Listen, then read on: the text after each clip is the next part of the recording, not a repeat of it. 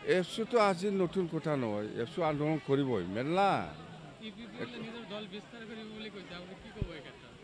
কোনে? ইউপিপিএলে মণিপুৰ মেঘালয়ত বোলে ডিমাণ্ড দিছে, এই ক্ষেত্ৰত কি ক'ব? নাই, ইউ পি পি এল ভাল দল, যাব পাৰে কিয়? অসম চব চব চব জাগাতে যাব পাৰে। এনডিএৰ পৰা ইউপিপিএল বাহিৰ হ'ম বুলি কৈছে কিন্তু। আমি আমি ক'ব লাগে নেকি?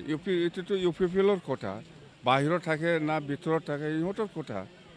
28টা সমষ্টিত প্ৰাৰ্থী দিব বোলে বিধানসভাত। দিব দিয়ে। এফচুটো আজি নতুন কথা নহয়, এফচু আন্দোলন কৰিবই মেলা। ইউপিপিএলে নিজৰ দল বিস্তাৰ কৰিব বুলি কৈছে, আপুনি কি ক'ব এই ক্ষেত্ৰত? কোনে? ইউপিপিএলে মণিপুৰ মেঘালয়ত বোলে ডিমাণ্ড দিছে, এই ক্ষেত্ৰত কি ক'ব? নাই, ইউ পি পি এল ভাল দল, যাব পাৰে কিয়?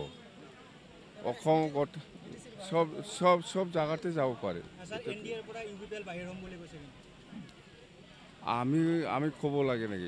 এইটোতো ইউ পি পি এলৰ কথা, বাহিৰত থাকে না ভিতৰত থাকে ইহঁতৰ কথা। 28টা সমষ্টিত প্ৰাৰ্থী দিব বোলে বিধানসভাত। দিব দিয়ে। এফচুটো আজি নতুন কথা নহয়, এফচু আন্দোলন কৰিবই মেলা। ইউপিপিএলে নিজৰ দল বিস্তাৰ কৰিব বুলি কৈছে, আপুনি কি ক'ব এই ক্ষেত্ৰত? কোনে? ইউপিপিএলে মণিপুৰ মেঘালয়ত বোলে ডিমাণ্ড দিছে, এই ক্ষেত্ৰত কি ক'ব? নাই, ইউ পি পি এল ভাল দল, যাব পাৰে কিয়? অসম চব চব চব জাগাতে যাব পাৰে। এনডিএৰ পৰা ইউপিপিএল বাহিৰ হ'ম বুলি কৈছে কিন্তু। আমি আমি ক'ব লাগে নেকি? এইটোতো ইউ পি পি এলৰ কথা, বাহিৰত থাকে না ভিতৰত থাকে ইহঁতৰ কথা। 28টা সমষ্টিত প্ৰাৰ্থী দিব বোলে বিধানসভাত। দিব দিয়ে।